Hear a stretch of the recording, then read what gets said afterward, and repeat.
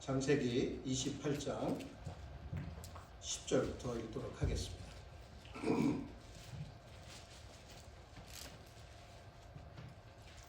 예, 10절. 야곱이 브엘세바에서 떠나 하란으로 향하여 가더니 한 곳에 이르러는 해가 진지라 거기서 유숙하려고 그곳에 한 돌을 가져다가 베개를 삼고 거기에 누워 자더니 꿈에 본즉 사닥다리가 땅 위에 서 있는데 그 꼭대기가 하늘에 닿았고 또 본즉 하나님의 사자들이 그 위에서 오르락 내리락 하고 또 본즉 여호와께서 그 위에 서서 이르시되 나는 여호와니 너의 조부 아브라함의 하나님이요 이삭의 하나님이라.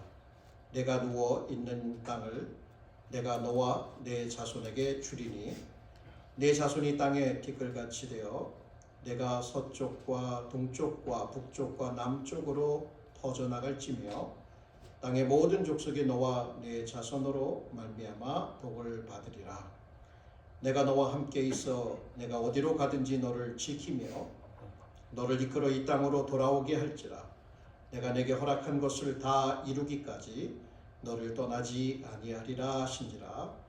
야곱이 잠이 깨어 이르되 여호와께서 과연 여기 계시거늘 내가 알지 못하였도다. 이에 두려워하여 이르되 두렵도다. 이곳이요 이것은 다름 아닌 하나님의 집이요 이는 하늘의 문이로라 하고 야곱이 아침에 일찍이 일어나 베개로 삼았던 돌을 가져다가 기둥을 세우고 그 위에 기름을 붓고 그곳 이름을 베델이라 하였더라. 이 성의 옛 이름은 루스더라.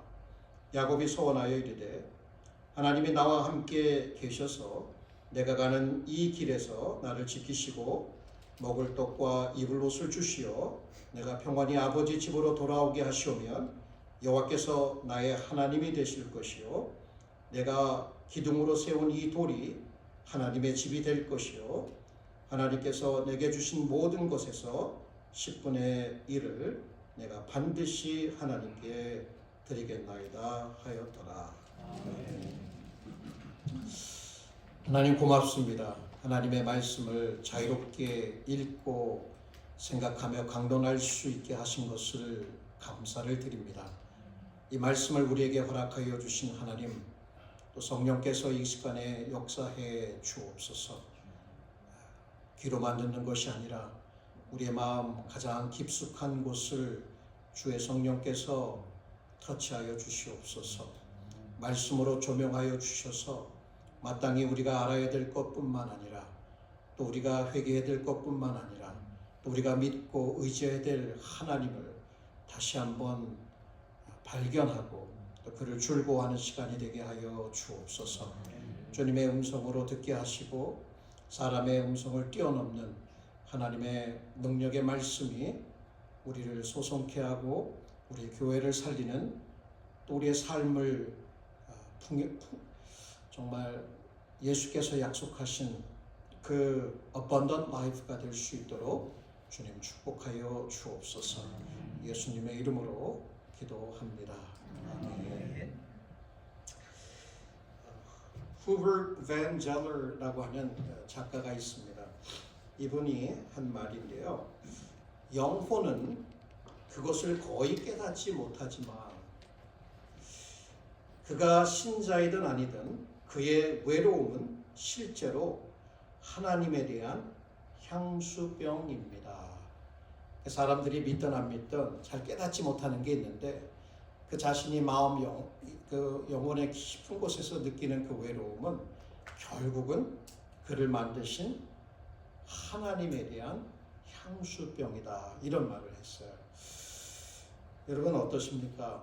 정말 하나님께서 이 우주만큼 넓은 우리의 영혼을 채우지 않으면, 우리의 영혼 가운데 하나님이 함께 하지 않으면 우리는 여전히 불안할 것이고 우리는 여전히 초조할 것이고 걱정할 것입니다. 우리는 완전하지 못한 세상에 살고 완전하지 못한 존재로 존재하기에 여전히 우리의 마음에는 그러한 공간들을 채우기 위해서 끊임없이 무엇인가를 합니다. 여러분은 어떤 것으로 여러분의 영혼을 채울 수 있다고 믿습니까?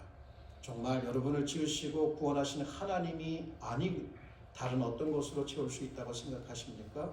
만약 여전히 그러한 도전 앞에 그렇게 하고 있다면 영혼의 그 외로움이 결국 하나님을 향한 그 향수가 여러분의 마음 가운데 있을 것입니다. 오늘 우리가 접한 이 야곱, 집을 떠나지 않습니까? 오랫동안 걸었기 때문에 굉장히 피곤해 있습니다. 해가 졌습니다. 형의 그 분노를 피해서 도망하고 있던 이 한 영혼, 오늘 우리가 찬양한 대로 깊은 골짜기 가운데 내려가서 잠을 청하고 있는 이 사람, 어쩌면 굉장히 외로운 곳에서 홀로 있게 되면서 마음에 느끼는 집을 향한 향수병, 그러나 그것은 어떻게 보면 하나님을 향한 그 향수였을지도 모르겠습니다. 그런 야곱에게 하나님이 나타나셨고 또 그에게 말씀, 약속을 허락하여 주셨고 또 그곳에서 그는 하나님을 만난 후에 자기가 메고 있던 돌을 기둥으로 세우고 거기에 기름을 붓고 하나님께 서원하는 장면이 오늘 본문의 말씀입니다. 저는 이 본문을 여러분들 이렇게 책을 보면 여러 가지로 이렇게 접근을 하지만 어떻게 접근을 하든 간에 중요한 포인트가 하나가 있어요. 그것은 내가 너와 함께 하겠다. 내가 어디로 가든지 내가 너와 함께해서 너를 반드시 이 약속의 땅으로 돌아오게 할 것이고 내가 약속한 모든 것을 지키기까지 너를 떠나지 않겠다. 그러니까 하나님의 임재에 대한 약속, 그 언약에 대한 약속이 이 스토리의 핵심이라는 거예요.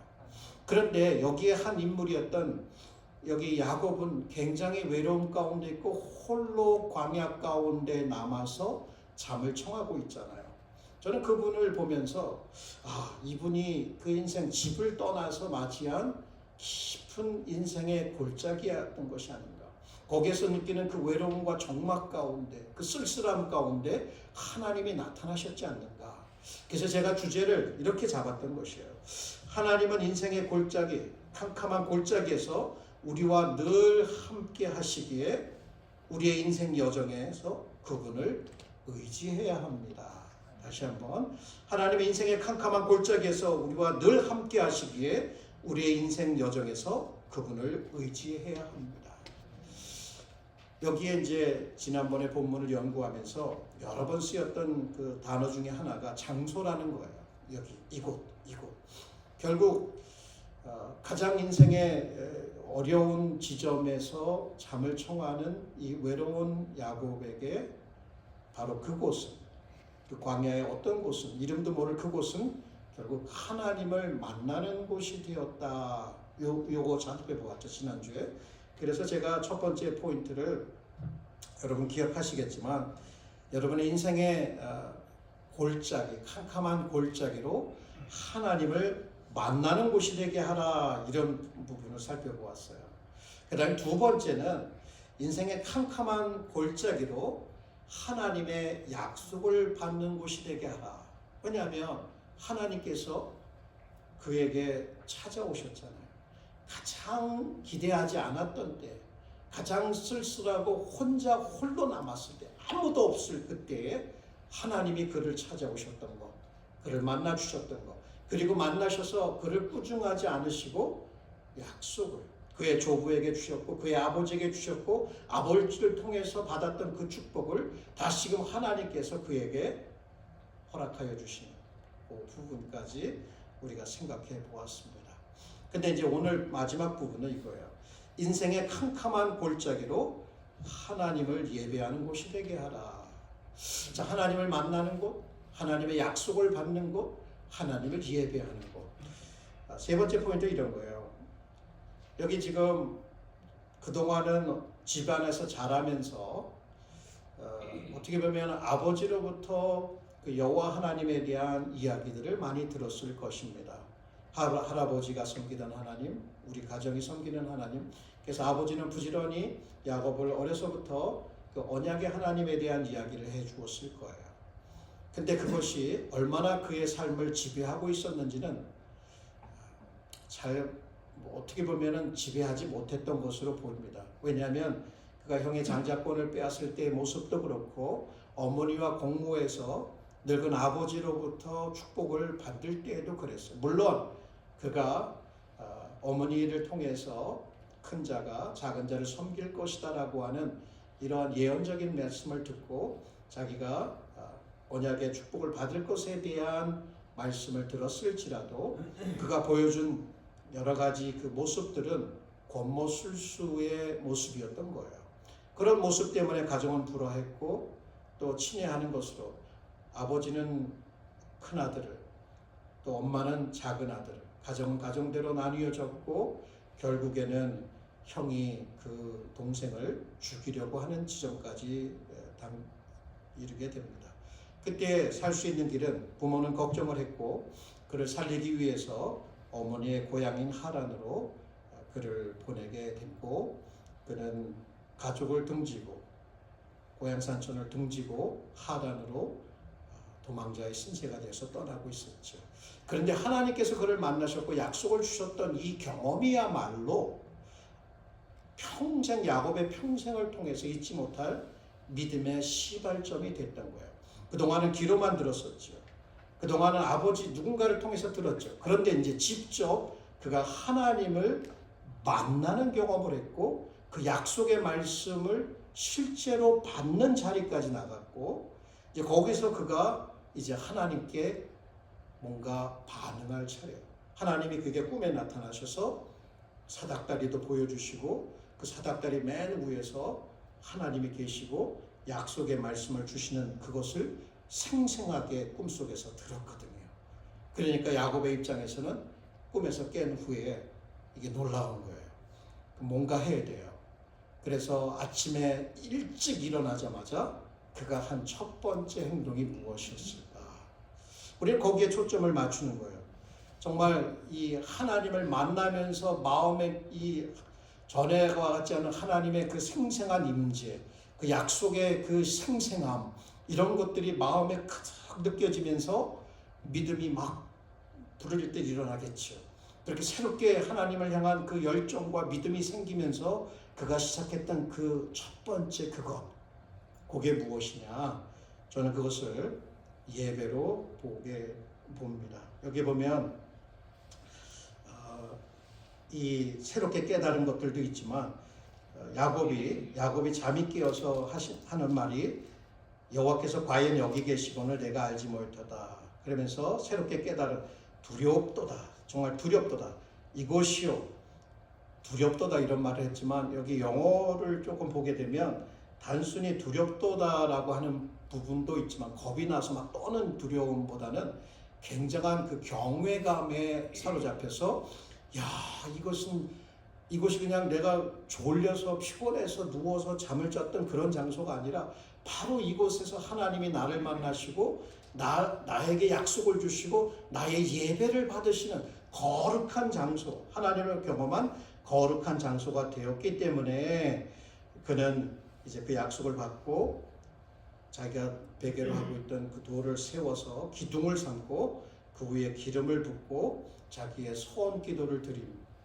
바로 저는 이 장면을 인생의 캄캄한 골짜기에서 별 어찌할 바를 알지 못하고 두려움과 외로움과 미래에 대한 착잡함으로 그냥 발걸음을 옮기고 있었던 이 야곱에게 하나님께서 예배의 은혜를 베푸신 것이 아닌가 이러한 말씀을 묵상하게 되었습니다. 그래서 저는 여기 이런 부분을 읽으면서 무슨 야곱이 무슨 예배를 해? 오늘날 우리가 같은 이런 예배가 아닌데 이렇게도 생각할 수 있겠지만 그가 보여준 행동은 그 당시 당대의 티피컬한 예배의 모습입니다. 저는 이 말씀을 통해서 정말 그가 하나님을 만나고 나서 바로 즉각적으로 보인 그 예배, 그것을 통해서 예배란 어떤 것일까라고 하는 몇 가지 좀 교훈을 좀 찾아보았습니다. 첫 번째, 예배는 하나님께 대한 믿음의 자율적인 반응입니다. 말이 좀 어렵죠. 왜냐하면 여기 전에는 부모님을 통해서 들었어요. 하나님에 대해서.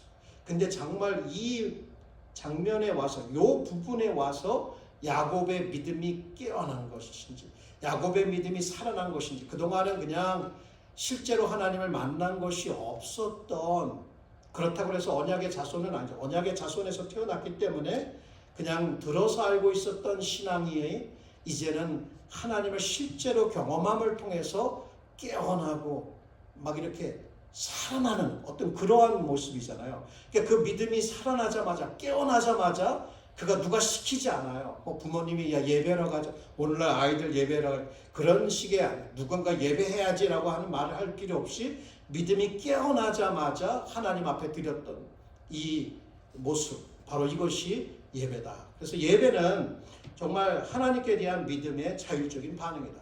여러분, 믿는다는 것을 마틴 루터, 개혁자들 마틴 루터는 믿는다는 것은 결국은 하나님을 예배한다.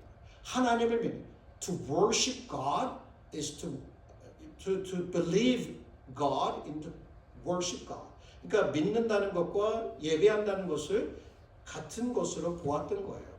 여러분에게 믿음이 언제 생겼는지 모르겠어요. 언제 예수 그리스도를 통해서 그 구원의 은총을 얻고 또 정말 자신이 죄인 있는 것을 깨닫고 하나님 앞에 자기 자신을 드리기로 헌신했는지 모르겠어요. 그런데 바로 새로 그 믿음이 생겼을 그때부터 시작되는 것이 뭐냐면 참된 예배인 거예요. 믿음이 없는 자들은 참된 예배를 드릴 수가 없다라고 말할 수 있겠죠. 여러분, 정말 믿음이 있어야, 하나님께 대한 참된 믿음이 생기고 난 후에야 참된 예배가 시작된다는 거예요. 그래서 R.C. 스프롤 목사님도 이렇게 얘기를 해요. 예배에 대해 이해해야 할 가장 중요한 점은 하나님께서 받으실 수 있는 예배. 자, 하나님께서 받으실 수 있는 예배는 오직 하나님만을 믿는 마음에서 우러나오는 예배뿐이라는 것이다. 그러면 습관적으로 예배에 나오시는 분들도 있을 거예요. 또 아내나 또 남편이 가자고 그랬고, 자녀들 같은 경우에는 부모님의 눈치를 봐서 억지로 나와서 앉아 있어요. 물론 안 하는 것보단 나을 수 있겠다고 프랙티컬한 면에서는 그렇게도 얘기할 수 있지만, 그것은 하나님께서 받으실 수 있는 참된 예배가 아닌 거죠. 마음의 spontaneous, 자발적으로. 왜 자발적으로 할 수밖에 없어요? 아니, 나를 위해서 예수 그리스도께서 이 땅에 오셔서 나의 모든 죄와 저주와 모든 것을 짊어지시고 죽어주시고 그 사랑으로 나를 구원해 주셨다면 그 복음이 나에게 들려졌고 믿어졌고 그것이 너무나 감사한데 어떻게 예배로 그분에게 반응하지 않을 수 있겠어요? 하나님이 나타나셔서 일방적으로 그동안 네 형한테 그게 뭐니? 네 아버지를 그렇게 속여서까지 축복을 그렇게 받고 싶었니? 뭐 이렇게 하나님이 그를 꾸짖고 막 나무라고 정죄하는 그런 것이 아니라 오히려 하나님은 언약의 그 축복이었던 그것을 꾸준히 이렇게 조부 때부터 아버지까지 그래서 그에게 다시금 상기시켜 주시면서 내가 이 땅을 또 너희 자손들을 또 너희 모든 만국이 너와 너의 자손을 통해서 축복을 받을 것이다. 이런 약속을 주시고 내가 너와 함께 할 것이다. 내가 반드시 이 약속의 땅으로 너를 돌아오게 할 것이다. 내가 그 약속을 반드시 이행할 것이다. 이런 약속을 받을 만한 자격이 있어요? 전혀 없어요. 야곱은. 그 삶에 그것을 받을 수 있는 자격은 전혀 없어요. 그럼에도 불구하고 하나님이 일방적으로 나타나셔서 얼마나 고맙고 얼마나 감사한지 몰라요. 그것을 깨닫는 그 믿음이 생기는 순간 그는 자발적으로 하나님 앞에 가장 첫 번째 드린 거 일어나자마자 돌단을 싸고 기름을 붓고 예배를 하였다는 것입니다. 여러분 정말 이러한 의미에서 예배를 드리고 있습니까? 예수 그리스도의 보혈, 예수 그리스도의 그 구속, 예수 그리스도의 양자 삼으심 혹은 여러분이 하나님의 나라의 백성이 된 것들을 깊이 감사하고 누리면서 자발적으로 하나님 예배의 자리에 있는가, 이것은 굉장히 중요한 겁니다. 이 부분을 억지로 하려고 하지 말고 깊이 앉아서 그리스도께서 나에게 어떤 일을 행하 주셨는가를 깊이 생각하면서 그 믿음으로 하나님을 예배할 때 그것이 참된 예배이고 참된 예배의 은혜가 그것을 통해서 임하는 줄 믿습니다. 자, 두 번째는 예배는 어디서든지 드릴 수 있습니다. 저는 이 말씀을 묵상하면서 야곱이 nowhere in the wilderness, 아무도 몰라요. 그냥 가다가 그래도 좀 안전하다고 생각하는 그곳에서 하룻밤 보내야 되겠지요. 그런 곳이 어떻게 하나님의 집이 the Bethel, the house of God 되고 어떻게 the gate of heaven, 어떻게 천국의 문이 될 수 있을까? 이 새로운 관점이 놓이는 거예요. 전에는 그냥 아무것도 아닌 거예요. 그런데 이제 하나님을 만나는 거, 하나님의 약속을 받은 곳이 되니까 바로 그곳이 nowhere에서 그 sacred place가 되고 예배하는 장소가 되었다. 그러니까 우리가 생각하는 것은 여러분이 여기서 예배하는 이곳이 거룩한 장소이고 여러분의 가정에서 예배하면 가정이 거룩한 장소이고 일하는 곳에서 예배하면 일하는 곳이 거룩한 장소이고 여행하는 곳에서 어디든지 예배하는 곳이라면 그곳이 거룩한 장소이고 하나님의 임재를 느끼는 곳이고 하나님의 약속을 경험하는 곳이라는 거예요.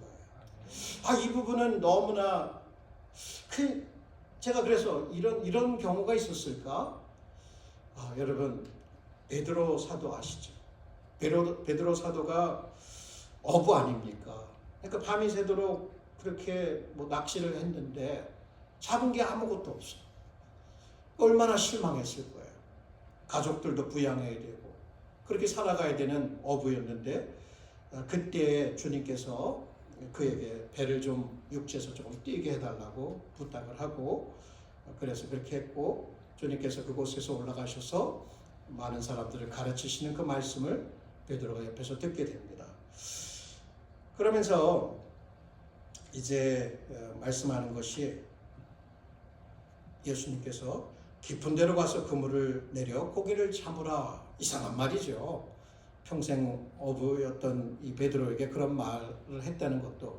그러나 베드로는 뭔가 다른 것을 느꼈고 그래서 말하기를 선생이여 우리들이 밤이 맞도록 수고하였으되 얻은 것이 없지만은 말씀에 의지하여 내가 그물을 내리리이다. 놀라운 것은 그 말씀에 의지해서 그대로 순종했을 때에 그가 어마어마한 고기를 잡게 됩니다. 자, 이 경험이 그에게 무엇을 이분은 그냥 사람이 아니다. 이분은 거룩하신 분이다. 이분은 하나님의 아들이라는 걸 깨는 것은 그 앞에 엎드리면서 하는 얘기가 주여 나를 떠나소서 나는 죄인이로 서이다. 자, 이 엎드린다는 것 옛날이나 지금이나 그것은 경배라고 하는 거예요. 경배는 예배 아닙니까? 결국 자기가 죄인인 것을 깨닫게 되고 이분이 하나님의 아들인 것을 경험하는 그 순간 그거는 그 앞에 그분이 나의 주인이라는 것을 알고 그 앞에 엎드리는 거예요. 마치 여기서도 야곱도 마찬가지인 거예요. 그 nowhere에서 nowhere in the wilderness에서 하나님이 나의 주인이시구나, 나의 창조주이시구나, 나의 삶을 책임지실 수 있는, 나를 보호하실 수 있고 나를 그분의 언약의 말씀을 따라서 복을 주시는 분이구라는 것을 그가 깨닫는 그 순간, 그 하나님의 임재를 깨닫는 바로 그 장소에서 예배가 이루어졌다는 것입니다. 여러분 그래서 찰스 스퍼전도 이런 말을 해요. 그리스도인에게는 모든 장소가 예배 장소입니다. 어디에 있든 예배하는 마음가짐을 가져야 합니다. 만약에 야곱에게 있어서 그런 그 광야의 어느 장소가 예배하는 장소가 됐다면 여러분 꼭 예배당에서만 예배 드려야 되는가? 또 이런 질문을 하는 분들이 있어요. 그래서 우리는 어디서 예배할 수 있으니까 집에서 예배하겠다. 코로나 바이러스 때 그렇게 해서 예배를 드렸어요. 근데 이제 코로나 바이러스가 지나갔는데 다시 공예배 자리로 나오지 않는 분들이 많아요. 이거는 되게 심각한 문제입니다. 정말 이분들이 하나님의 구속의 은혜가 어떤 것인지를 알고 교회가 어떤 것인지를 이해하고 공예배가 어떤 것인지를 이해한다면 공예배로 나오고 싶어서 마음이 나가야 되라고 하는 이런 마음이 너무 구원받은 사람들에겐 자연스러운데 그냥 집에서 이렇게 입던 잠옷바람으로 탁 틀어놓고 이렇게 이걸 이렇게 드리는 거는 하나님께서 정말 받으실 만한 그런 예배라고는 말할 수 없을 것입니다. 그래서 제가 이 말씀을 하면서 예배는 어디서든 드릴 수 있다. 이 부분을 어떤 분들은 잘못 적용해서 그냥 private, 말하자면 사적으로 드리는 그 예배를 가지고 공적으로 드리는 오늘날의 예배를 부정하는 경우가 있어요. 절대 그렇지 않아요. 그래서 이 히브리서 기자도 모이기를 패하는 어떤 사람의 습관과 같이 하지 말고 오직 권하여 그날이 가까움을 볼수록 더욱 모이기를 힘쓰자 이런 말씀도 하셨듯이 예배하는 이 공예배는 절대로 타협될 수 없는 것이에요. 그래서 그런지 한번 보세요. 마르틴 로이드 존스 목사님의 말도 이런 거예요. 공적 예배가 얼마나 중요한 것인지, 이런 공적 예배가 어떤 것인지에 대해서 우리의 공적 예배에 함께 모이는 것은, 보세요. 함께 모이는 것은 천국을 미리 맛보는 것이어야 합니다.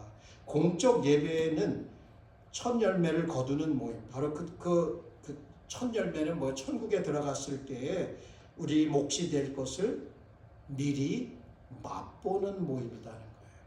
여러분, 이곳에 그리스도의 피로 구속받은 하나님의 백성들이 하나가 되어서 한 몸을 이루어서 서로 기도하고 축복하고, 이게 바로 천국이잖아요.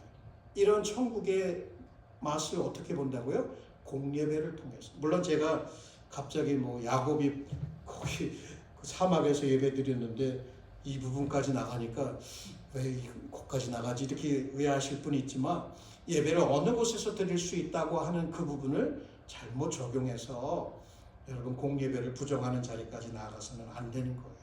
그러나 우리는 어느 곳에 있든지 스펄전 말씀대로 예배하는 마음가짐으로 살아가야 된다는 것, 바로 그 부분이 중요하겠죠.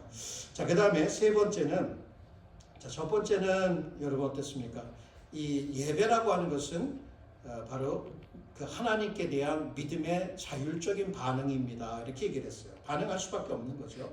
두 번째는 예배는 어디서든지 드릴 수 있다. 세 번째는 예배는 하나님의 약속을 재다짐하는 시간이다. 여기 보면 하나님의 vow, 하나님의 promise가 있어요. 내가 너와 함께 있어 내가 어디로 가든지 너를 지키며 너를 이끌어 이 땅으로 돌아오게 할지라. 내가 내게 허락한 것을 다 이루기까지 너를 떠나지 아니하리라. 이렇게 말씀하시잖아요. 그런데 이제 이것에 대한 야곱의 반응, 돌단을 쌓고 기름을 붓고 난 다음에 하는 말이 이거예요. 하나님이 나와 함께 계시사 내가 가는 이 길에서 나를 지키시고 먹을 양식과 입을 옷을 주사 나로 평안히 아비 집으로 돌아오게 하시오면, if라고 하는 이 가정을 한단 말이에요. 그러니까 사실 구약에 있는 그 서원이라고 하는 거, 서원 기도를 보면 if then, 하나님이 이렇게 하시면 내가 이렇게 하겠습니다. 그래서 그런 기도, 서원 기도에 대해서 어떤 분들은 좀 여기 야곱의 이 기도도 하나님과 거래를 하려고 하는 것으로 이해하는 분들도 있어요. 그런데요, 그거는 아닌 것으로 보입니다. 물론 그 기도원의 그 하나님과의 거래가 있잖아요. 기도는 굉장히 소심한 사람이었던 것으로 보여요, 처음에는. 근데 하나님께서 그를 큰 용사라고 인정해 주시고 이제 나가서 미디안과 싸우라고 했을 때에도 갈 용기가 나질 않으니까 결국에는 이제 양털 시험을 하잖아요. 하나님, 먼저 이 양털을 내놓고 또 양털에 이슬이 맺히게 하면 하나님이 나와 함께 하시는 것을, 어떤 이런 식의 그 믿음이 연약해서 뭔가 사인을 구하는 이런 하나님과 바게닝하는 모습들이 있는 것으로 보입니다. 그런데 야곱은 그런 것이라기보다는 하나님이 함께 하신다는 약속을 주셨고 하나님이 함께 하신다는 약속을 붙들고 기도하고 있는 거예요. 이렇게 하나님께서 약속하셨고 이 약속대로 이렇게 나를 돌아오게 하시고 나를 보호해 주신다면 그것이 믿음이 없어서 물론 이제 믿음이 깨어났으니까 엄청난 성숙한 믿음은 아닐지라도 그 믿음의 여정이 시작되었기 때문에 그래도 그는 하나님의 약속에 대한 그 열망이 있었고 그 약속이 절대적으로 필요한 굉장히 그 외롭고 힘든 그 믿음의 여정을 앞으로 이어가야 될 때였던 거예요. 그래서 그는 그가 알고 있는 모든 지식을 동원해서 그가 하고 있는 그 마음의 진실함으로 하나님의 약속하신 그 말씀 그대로 붙들면서 하나님께 서원 기도를 드렸던 것으로 보입니다. 이것은 하나님과 어떤 거래를 하려고 하는 그런 것으로는 전혀 보이지 않는다는 것이죠. 그런데 여기 주신 이 약속들, 그래서 결국은 그가 아침에 돌단을 쌓고 기름을 붓고 해나가는 그 과정에서 하나님의 약속을 하나님께 리마인드 시켜드리고 자기 자신에게도 리마인드하는 시간을 가졌어요. 여러분 시편 기자의 말들을 이렇게 쭉 읽어보면 글들을 읽어보면 거기 하나님께서 말씀하신 것들이 있잖아요. 하나님께서 이렇게 말씀하시지 않으셨습니까? 이렇게 말씀하시지 않았으면서 마치 하나님이 기억력이 없으신 것처럼 리마인드 시켜주는 그런 기도들이 자꾸 등장합니다. 그것은 우리의 경험인 거예요. 우리의 경험 세계에 있어서는 우리는 하나님의 약속의 말씀이 있다면 그것을 하나님께 말씀드리는 거예요. 그것을 하나님께 상기시켜드리고 하나님께서 이렇게 하셨으니까 우리의 삶 가운데 이렇게 해주실 것을 기도하고 간구할 수 있다는 거예요. 요구할 수 있다는 거예요. 자녀이기 때문에. 근데 이런 것들을 언제 한다고요? 바로 이렇게 우리가 공예배에 모였을 때도 그렇고 집에서 개인적으로 혼자 드리던 가정에서 예배 드릴 때도 그런 약속의 말씀들이 반드시 있어서 그 말씀을 붙들고 하나님과 교제하며 기도할 수 있는 이런 시간들을 가지는 것이 예배에 굉장히 중요하다. 그래서 예배야말로 하나님의 임재와 그 약속을 재확인하고 재다짐하는 그런 시간, 계속해서 그런 말씀들을 듣고 자꾸 리마인드하는 것 필요하다는 것을 우리가 알게 됩니다. 그렇다면 여러분에게 묻고 싶습니다. 여러분 정말 하나님의 약속을 붙들고 믿음의 삶을 살아가십니까? 아니면 그냥 하나님의 약속 많지. 그래서 집에다 많이 걸어두고 가끔 가다가 뭐 보긴 보는데 그냥 쓱 지나가고 거기 먼지가 쌓이고 있습니까? 이런 이야기가 있어요. 그 크로풋 이게 인디안 추장이에요. 그 대추장인데 이 인디안족은 블랙풋이셔요. 그러니까 그 캐나다의 알버타에 있는 지역에 있었던 종족 부족의 추장이었던 이제 이름이 크로풋이에요. 크로풋인데 이 사람이 이제 그 당시에 캐네디안 패시픽 레일로드에서 이제 철도를 놓는 과정에서 자기네 영토를 지나가게 해줬던 거예요. 여기 이렇게 지나가게 해서 거기에 철도를 놓을 수 있도록 허락해 주었어요. 그러니까 이 철도 회사에서 너무 고마우니까 평생 무료로다가 그 철도 기차를 탈 수 있는 프리 패스를 준 거예요. 그러니까 이 사람은 또 그게 고마워가지고 그거를 이렇게 가죽 이렇게 케이스를 만들어 갖고 그 프리 패스를 거기다 놓고 목에다 딱 멋있게 걸고 이렇게 평생을 다녔어요. 그런데 한 번도 그 프리 패스를 사용하지 않았어요. 여러분 이게 어쩌면 우리들의 하나님의 약속과 관련해서 이런 믿음 없는 혹은 무관심한 좋은 거는 아는데 아무런 좋은 것의 유익도 누리지 못하는 실제로 그 약속의 말씀을 붙들고 기도하고 약속이 이루어지는 것들을 삶에서 누리고 나는 여기까지는 우리가 가지 못하지 않는가. 그래서 예배 때에 저는 물론 이 말씀을 설교하면서도 그렇고 여러분 모일 때마다 약속이 예배하는 그 자리에서 하나님의 약속을 다시 자꾸 마음을 이렇게 깨워내야 돼요. 믿음을 깨워내고 그 말씀을 붙들고 우리가 또 현실에 나아가서 그 약속의 성취를 믿고 하나님의 함께 하심을 믿고 이렇게 믿음으로 생활해 나가야 된다는 것을 이곳에서 생각하게 됩니다. 야곱도 결국에는 이 약속의 말씀을 붙들고 어떻게 했어요? 이제 얼마 패스오웨이 하기 돌아가시기 얼마 전까지 그 애굽의 바로 왕 앞에 설 때까지도 어떻게 했어요? 험악한 인생길을 걸었지만 하나님이 나와 함께 하셔서 그게 놀라운 거예요. 여러분의 인생을 마칠 때에도 지금 지나가는 과정 속에서도 하나님이 나와 함께 계셔서 나를 보호하시고 나를 향하신 그 하나님의 약속을 이루어 주신다라고 하는 그것을 언제요? 예배 때마다 삶 속에서 기억하면서 그렇게 우리는 살아가야 되는 거예요. 그게 믿음 생활이잖아요. 근데 그거 잊어버리고 그냥 끙끙끙 앓고 꼼꼼한 그 dark valley에서 외롭게 쓸쓸하게 혼자 마음에 상처받은 것들 이런 거 핥고 그렇게 지내는 것은 결코 승리하는 기독교인의 삶은 아닌 것이죠. 그래서 여러분 현실은 여전히 어렵고 컴컴하고 춥고 외롭게 느껴지고 답답하고 초조할 수 있지만 그러나 하나님이 우리와 함께 하신다는 이 약속이 우리의 영혼을 소생케 하고 살리는 바로 이러한 것이라는 것을 우리가 꼭 기억하십시다. 그 다음에 이제 마지막은 예배는 하나님을 향한 헌신의 행위입니다. 항상 3개만 했는데 4개가 있습니다. 예배는 하나님을 향한 헌신의 행위다. 여기 돌을 세웠다, 기름을 부었다. 이거 뭐예요? 기름을 부었다. 그러면 제가 이번에 이 말씀을 목사님, 야, 그럼 기름 어디서 가져왔지? 누구한테 빌려왔나? 뭐 이런 생각도 했는데 그 답을 저한테 묻지 마세요. 정말 모릅니다. 한번 나중에 또 생각해 봅시다. 어디서 가져왔는지 잘 모르겠어요. 근데 기름이 있었어요. 그래서 자기에게 소중한 그 기름을 붓는 헌신의 이거를 영어로 consecration이라고 해요. dedication인 거예요. 바로 이 자리가 하나님의 집이고 바로 이 자리가 천국의 문이나 하나님이 계신 곳이고 역사하는 곳이고 나를 만나는 곳이고 내가 하나님을 예배하는 곳이다라고 하는 나의 헌신의 자리였던 거예요. consecration.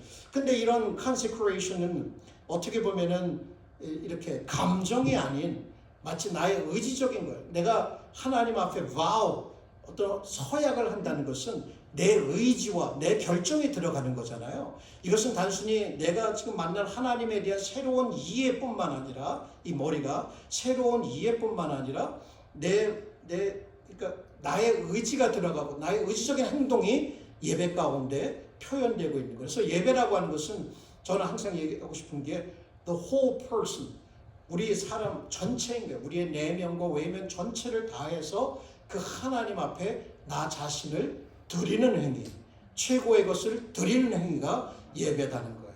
근데 대부분은 우리는 하나님 앞에 가면 예배 때 뭘 받을까를 먼저 생각하잖아요.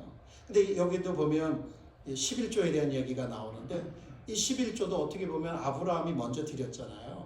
그러니까 이거는 이렇게 그돌라오멜 그 연합군과 싸워서 승리를 주신 하나님께 감사해서 거기서 얻은 것들의 10분의 1을 하나님 앞에 드리는 이게 뭐야? 모든 것, 승리, 삶의 모든 것은 하나님의 주관이고 하나님께서 우리에게 은혜로 주셨다라고 하는 것을 인정하고 감사하는 마음에서 드리는 헌신의 행위가 11조인 거잖아요. 그러니까 자꾸 많은 사람들이 11조를 내냐 안 내냐 이런 거 가지고 생각하면서 예수님의 십자가로 그런 건 다 폐지되었다. 그런 법은 없는 것이다. 구약에만 하는 것이다. 이런 식으로 접근할 것이 아니라 이런 이 본래의 정신, 의도는 결국은 삶의 모든 것, 그죠? 우리가 누리고 있는 모든 것은 하나님께서 주셨고 그것에 내가 하나님께 고맙고 헌신합니다라고 하는 표시로다가 그 일부를 들여드리는 것으로 우리는 헌금 생활을 이해할 필요가 있는 것이죠. 야곱이 여기서 그렇게 얘기하죠. 내가 이제 돌아오게 되면 하나님이 여호와께서 나의 하나님이 되실 것이고 하나님 안 믿겠다는 얘기가 아닌 거예요. 이건 마치 어떻게 보면 하나님께서 말씀하신 약속에 대한 자기의 서약, 자기의 반응, 믿음의 반응을 보이고 있고 나도 하나님께 헌신하겠다는 어떤 그러한 접근으로 보여집니다. 그래서 예배라고 하는 것은 여러분 앉으실 때 머리만 혹은 사람들 대부분 머리만으로 하지 않고 더 감정적으로 해가지고 감정적으로 뭔가 터치를 받으면 하나님이 오늘 은혜 주셨다고 감정에 아무것도 못 느끼면 예배가 너무 지루하고 의식적이고 답답하다고 생각하는데 그렇지 않아요. The whole person이 engage 하는 거예요. With all our hearts, 우리의 모든 마음, 전심을 다해서 예배할 필요가 있는 거죠. 여러분 그 윌리엄 템플이라고 하는 캔터버리의 그 유명한 아치비숍이 있습니다. 이분이 예배에 대한 정의를 이렇게 얘기해요. 굉장히 유익한 내용인데 한번 제가 여러분에게 인용해 드리도록 하겠습니다. 예배는 우리의 모든 본성을 하나님께 복종하는 것입니다. 헌신이라고 그랬죠. 아까. 하나님의 거룩하심에 의해서 양심이 깨어나는 것. 그분의 진리에 의해서 마음이 영향을 공급받는 것. 말씀으로. 그분의 아름다움에 의해서. 자, 그분의 아름다움이 어떤 것일까? 그분의 아름다움에 의해서 상상력이 정화되어 깨끗해지는 것. 그분의 사랑에 마음을 여는 것. 그분의 목적에 의지를 굴복시키는 것. 이 모든 것이 우리의 본성이 할 수 있는 가장 이타적인 감정인 예배에 모여 우리의 원죄이자 모든 실제 죄의 근원인 자기 중심성에 대한 최고의 치료법이 됩니다. 이게 왜 자기 중심성이 들어간지 아시겠어요? 아담 하와의 타락 이후로 인간은 자기 중심성을 가지고 있습니다. 이것이 조금 더 나가면 자기 예배가 되는 거예요. self worship이 되는 거예요. 그게 idolatry잖아요. 근데 idolatry에 대한 진정한 해결점은 뭐예요? 하나님을 예배하는 거예요. 이렇게 예배하는 거예요. 물론 여러분 너무 이상적이라고 들리는데 이게 성경의 가르침이지만 우리는 끊임없이 믿음으로 이 길을 향해서 가야 되는 거예요. 이렇게 가다 보면 정말 그 오스왈드 체인버스 말대로 예배는 하나님이 우리에게 주신 최고의 것을 드리는 이렇게 헌신하는 어떤 그러한 예배, 그것을 우리가 평생을 통해서 좀 배워가고 드렸으면 좋겠다는 생각을 합니다. 여러분 그 예수님께서도 수가성을 찾아가셔서 도덕적으로 타락하고 인생의 그 목마름에 갈증을 느끼고 있었던 한 여인에게 가셔서 그 예배에 대한 말씀을 하시잖아요. 예수님을 예배하는 거, 예수님을 만나는 거. 그래서 그분이야말로 우리의 영원한 갈증을, 그 외로움, 향수를 채워주시는 분이다. 예수님의 말씀도 그분에게, 그 한 여인에게 들려서 아버지께서 참으로 예배하는 자들은 신령과 진정으로 예배할 때가 오나니 곧 이때라. 아버지께서는 이렇게 자기에게 예배하는 자들을 찾으시느니라. 하나님은 영이시니 예배하는 자가 진정과 신령으로 예배하시니라. 예수께서 하나님이 우리를 그분의 예배자로 삼기 위해서 들이신 대가가 있어요. 그게 바로 자신의 아들을 십자가의 죽음에 내어주신 것이었어요. 그 대가. 근데 우리는 예배하면서 아무런 대가 없이 예배드리려고 해요. 이 부분에 대해서 좀 생각해 보고 싶어요. 여러분, 우리 자신을, 하나님께서 자신의 아들을 우리에게 주셨다면 우리도 우리 자신을 하나님께 드리는 것이 예배의 본질이다라고 늘 기억하시면서 자기를 숭배하지 말고, 물건들 숭배하지 말고, 자식들 숭배하지 말고 오직 하나님만 숭배하며 나는 하나님 것입니다. 나는 하나님 것입니다. 이렇게 나아갈 필요가 있습니다. 결론인데요. 사도 바울, 실라, 빌립보에 복음을 전하다가 아주 많이 맞고 컴컴하고 냄새나는 감옥에 갇히죠. 그러면 여러분 같으면 어떻게 하시겠어요? 그때도 하나님을 찬양하시겠어요? 근데 좀 주무시지 밤에 midnight에 일어나가지고 하나님을 찬양하는 거예요. 그랬더니 옥문들이 여기 창고들이 다 풀려지고 옥문들이 열리기 시작하네요. 이게 무슨 역사예요? 자기의 가장 dark valley, 죽음 사망의 끔찍한 골짜기에 내려갔는데 그 고난의 장소, 그 감옥에서 하나님을 예배하고 있는 바울과 실라. 얼마나 놀랍습니까? 여러분이 지금 어디에 계신지 모르겠어요. 어떻게 느끼고 있는지, 삶의 현실을 어떻게 느끼고 있는지, 바로 그곳이 바로 하나님을 만나고 하나님의 약속을 받고 하나님을 예배하는 곳이 되어야 된다. 이 야곱을 통해서 우리가 이 부분을 배울 수 있다면, 야곱은 그렇게 인생의 여정을 그 만난 하나님의 약속을 붙들고 그렇게 걸어갔잖아요. 그렇다면 우리도 동일하신 하나님의 임재, 임마누엘 하신 예수 그리스도를 마음에 늘 모셔드리고 성령을 통해서 그분과 함께함을 늘 기억하면서 그렇게 어두운 골짜기, 비록 외로울지라도 그곳에서 이것은 하나님을 향한 나의 행수다라면서 하나님으로부터 참된 만족을 얻는 그런 예배 생활이 우리의 삶에 지속될 수 있다면 얼마나 귀할까라는 생각을 해봅니다. 사도 바울은 이렇게 권면합니다. 그러므로 형제들아, 내가 하나님의 모든 자비하심으로 너희를 권하노니 너희의 몸을 하나님 기뻐하시는 거룩한 산제사로 드리라. 이는 너희의 드릴 영적 예배니라. 여러분, 삶은 늘 그래요. 이렇게 쉽지 않아요. 룰루랄라하고 살아가는 게 삶이 아니에요. 그만큼 무게가 있는 것이 우리의 삶이고요. 우리의 신앙생활, 예수님 믿는다고 쉬워지는 거 전혀 없습니다. 오히려 신앙인들에게는 더 많은 고난이 있을 수 있어요. 그런데 야곱을 가장 그 어려운 때라고 생각되는 그때에 나타나셔서 만났던 그 하나님이 야곱에게 주셨던 그 약속은 오늘날 저와 여러분에게도 동일하게 적용된다고 볼 수 있습니다.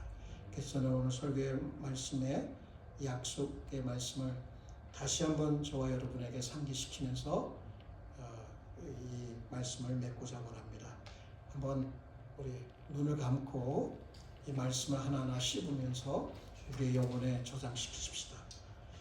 내가 너와 함께 있어 내가 어디로 가든지 너를 지키며 너를 이끌어 이 땅으로 돌아오게 할지라. 내가 내게 허락한 것을 다 이루기까지 너를 떠나지 아니하리라. 아멘. 오늘 이 말씀을 기억하면서 오늘 이곳에 함께 하시는 예수님, 성령님을 우리가 의지하면서 정말 우리가 어두운 골짜기를 지날지라도 바로 그 하나님의 예수 그리스도의 임재를 느끼며 그것을 씩씩하게 걸어갈 수 있도록, 믿음으로 걸어갈 수 있도록 함께 기도하십시다. 오 하나님, 우리 예배를 받으셔 감사드립니다. 우리와 같은 자가 어떻게 하나님의 거룩한 임재 앞으로 나갈 수 있겠습니까? 우리는 늘 죽겠다라고만 하나님 앞에 핑계합니다. 우리의 믿음이 적어서, 우리의 눈이 감겨서 하나님의 약속도 보지 못하고 하나님의 임재도 제대로 느끼지 못할 때가 많습니다. 그러나 그러한 때에 하나님께서 우리를 찾아와 주셔서 말씀으로 우리를 일으켜 세워주시고 우리의 영혼을 살려주시고 나와 함께 가자고 말씀하여 주시며 내가 너와 함께 한다고 말씀하여 주시는 이 말씀이 그냥 헛되이 주어지는 말씀이 아닌 것을 주님 앞에 고백합니다. 하나님, 그 약속의 말씀의 능력이 어떤 것인지를 우리로 하여금 알게 하여 주옵소서. 우리가 하나님을 불신하고 있는 것을 주님께서 불쌍히 여겨 주옵시고 우리의 믿음 없음을 주님께서 불쌍히 여겨 주옵시고 그저 고통스러워서 그 고통 가운데 우리의 눈을 이 땅에만 집착하고 있는 것을 불쌍히 여겨 주옵시고 우리의 눈을 들어서 아버지 하나님, 그 사닥다리 바로 인자 되신 예수 그리스도를 바라보며 그분이야말로 이 땅과 하늘을 연결해주는 유일한 통로가 됨을 알게 하여 주옵시고 그분을 의지할 수 있도록 도와주옵소서. 그분이 우리 안에 성령을 통하여 함께 계신 것을 알게 하여 주옵소서. 하나님이여, 우리를 살려 주옵소서. 우리 교회를 살려 주옵소서. 우리를 회복시켜 주시옵소서. 우리에게 하나님의 놀라운 은혜가 아버지 하나님, 그 바로 그 놀라운 능력의 역사가 하나님의 함께하심의 역사가 이 교회를 통하여 나타나게 하시고 우리가 세상 가운데서 소금이요 빛의 역할을 감당할 수 있도록 주님이여 우리들을 불쌍히 여겨 주옵소서. 주님이여 우리를 긍휼히 여겨 주옵소서. 주님이여 우리를 긍휼히 여겨 주옵시고 우리를 치유하여 주옵소서. 하나님, 우리를 치유하여 주옵시고 우리를 회복시켜 주시옵소서. 오 하나님, 우리를 긍휼히 여겨 주옵소서.